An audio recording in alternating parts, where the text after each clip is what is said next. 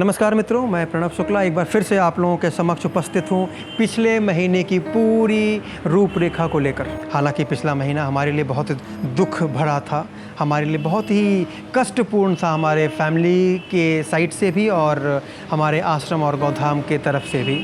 तो मैं कहूँगा पिछला महीना हमारे लिए, हम सब के लिए बहुत भारी था, जहाँ हमारे गौधाम में एक ऐसी बीमारी आई जिसको काऊ पॉक्स कहते हैं। डॉक्टर यहाँ के लोकल लैंग्वेज में कहते हैं कि ये गायों का कोरोना है।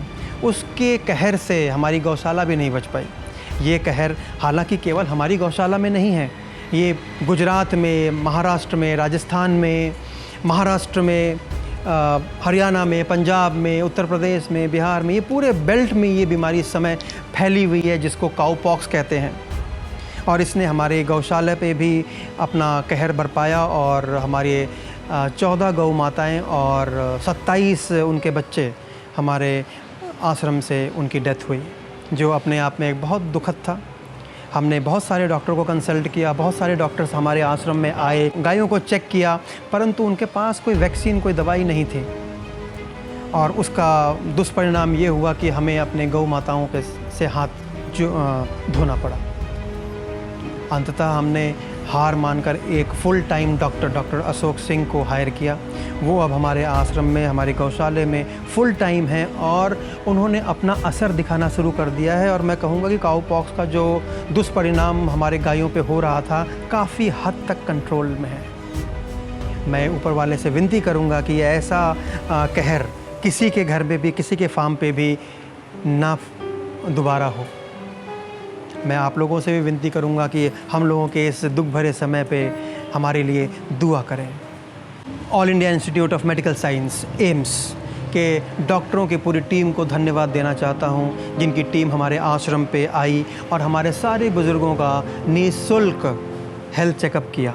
उन्होंने सारे बुज़ुर्गों का सारे पैरामीटर्स चेक किए, उनके मुताबिक उन सब को सही मात्रा में दवाइयाँ मुफ्त में दी।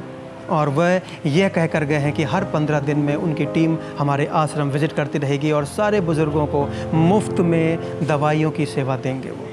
उन्होंने ये भी बताया कि कोई भी अगर मेजर चीज़ें होती हैं, मेजर कंसर्न होते हैं किसी भी पर्टिकुलर इनमेट को, तो वो एम्स में ला सकते हैं और वहाँ उनका निःशुल्क इलाज किया जाएगा।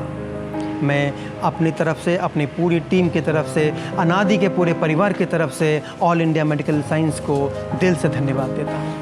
हमें उम्मीद है कि आपको हमारे द्वारा बताई हुई, हमारे द्वारा किए गए कार्य आपको पसंद आ रहे हैं। आप लोगों से एक ही विनती है कि हमारे इस वीडियो को ज़्यादा से ज़्यादा देखें और शेयर करें। आपकी एक लाइक से, आपके एक शेयर से हमारा हौसला बढ़ता है और हमारी इन्फॉर्मेशन और लोगों तक पहुंचती है। ये महीना श्राद्ध का है। यहाँ पर हमारे कई मित्रगण अपने पितरों की शांति के लिए हमारे आश्रम में आए और उन्होंने श्राद्ध किया। यहाँ पर हमारे बुज़ुर्गों के साथ समय बिताया, उनके साथ भोजन पान किए। इसके लिए मैं दीपक जी का, मित्तल जी का, मधु जी का और न जाने कितने लोग आए, उन सब का दिल से धन्यवाद करता हूँ। आप इसी तरह से हमारे आश्रम आते रहें, अपना प्यार देते रहें और हमारे बुज़ुर्गों को अपना परिवार का हिस्सा समझते रहें। एक बहुत पुरानी कहावत है, पूत सपूत तो क्यों धन संचय और पूत कपूत तो क्यों संचय। हमारे यहाँ एक यादव जी हैं जो बहुत पढ़े लिखे रिटायर्ड अफसर हैं। 80,000 के आसपास उनको पेंशन आती है, परंतु वो अपने परिवार से दुखी हैं। उनके 3 पुत्र हैं, 2 बेटे 1 बेटियाँ, परंतु वो उनको इतना प्रताड़ित करते हैं कि देखा नहीं जाता। पुलिस में केस कर दिया, पुलिस से फिर कोर्ट में केस चला गया, कोर्ट ने यादव जी के फेवर में डिसीजन दे दिया। उसके बावजूद उनके बच्चे सुधर नहीं रहे, ना वो घर खाली कर रहे हैं और ये मजबूर हैं उनका सारा खर्चा उठाने को और आश्रम में रहने को। तो मैं तो आप लोगों के माध्यम से बस यही अपील करना चाहता हूँ यहाँ के लोकल पुलिस से या कोर्ट से कि जो डिसीजन कोर्ट ने दिया है कि वेकेट हाउस और यादव जी को हैंडओवर किया जाए, उसकी तामील हो और जल्द से जल्द हो। इस बात को करीब साल भर होने को आ गया, परंतु ना कोई पुलिस की कार्रवाई है, ना ही कोर्ट की तरफ से कोई और कार्रवाई है। आए दिन उनके बच्चे आश्रम आकर उनके साथ बदतमीजी, बदसलूकी करते रहते हैं और हम चुपचाप मौन बनकर देखते रहते हैं। पिछले सप्ताह फिर ऐसी एक घटना हुई और हमने उन सबको डांट कर यहाँ से भगा दिया। परंतु ये घटना बहुत ही दुखद और शर्मनाक है कि जिन्होंने अपनी सारी ज़िंदगी लगा दी हमें पैरों पर खड़ा करने के लिए, आज वही पैर हमें लतिया रहे हैं। पिछली बार की तरह हमारी यहाँ की क्राइम ब्रांच की टीम अमर सिंह और उनके साथियों ने एक और व्यक्ति को, एक युवा को, 28 साल के युवा को, राजन, जो थोड़े से मानसिक तौर पर स्लो हैं, उनको हमारे आश्रम पर ले आए। ये उनको पुलिस की टीम को कहीं सड़क पर लावारिस हालत में मिले थे। अब आश्रम में वो हैं और उनकी देखभाल अनादि आश्रम कर रही है। राजन के अलावा भी यहाँ पर इस वक्त सीताराम जी आए हैं आश्रम में, जो हम लोगों ने रास्ते से उनको रेस्क्यू किया और इस वक्त उनकी उम्र 100 साल से ऊपर की है और आश्रम उनकी देखभाल कर रहा है। आपको उनके बारे में थोड़ी सी रूपरेखा हमारे वीडियो के माध्यम से मिल जाएगी।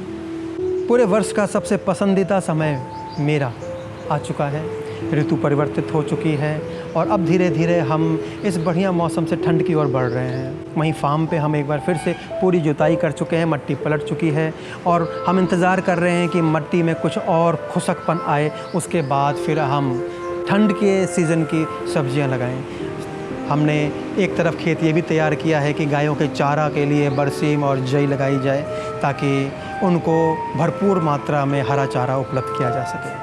आने वाले सीरीज़ में, आने वाले वीडियोस में हम आपको पूरी खेत की एक रूपरेखा देंगे। वहाँ दिखाएंगे कि किस तरह से खेतों में काम किया जा रहा है, किस तरह से हम खेतों में सब्जियां लगा रहे हैं सीज़न के हिसाब से, किस तरह से हम खेतों में गायों के ऋतु के हिसाब से उनका हरा चारा लगा रहे हैं। और उस वीडियो को बहुत ही जल्द हम आपके सामने प्रस्तुत करेंगे। तब तक के लिए धन्यवाद। हमारी कोशिश रहती है कि हम छोटी से छोटी चीज़ भी आप दर्शकों तक पहुंचाएं, चाहे वो हमारे वृद्धाश्रम का हो, चाहे हमारी गौधाम का हो या फिर हमारी फार्मिंग की हो। इसके अलावा भी कुछ सामाजिक क्षेत्रों में हम जो काम कर रहे हैं वह भी हम आप लोगों तक समय समय पर लाते रहते हैं। अगर आपको हमारी ये सुविधाएं, हमारी ये चीज़ें आपको पसंद आती हैं तो हमारी विनती है कि आप हमारे इस चैनल को सब्सक्राइब कीजिए और अपने ग्रुप में ज़्यादा से ज़्यादा इसको शेयर कीजिए। आपके एक शेयर से, एक लाइक से हमारा हौसला तो बढ़ता ही है, साथ में हमारी कुछ इन्फॉर्मेशन और भी लोगों तक पहुंचेगी। आप सबसे उम्मीद है कि आप लोग हमारे इस चैनल को सब्सक्राइब करेंगे, लाइक करेंगे और शेयर करेंगे। वंदे गौ मातरम।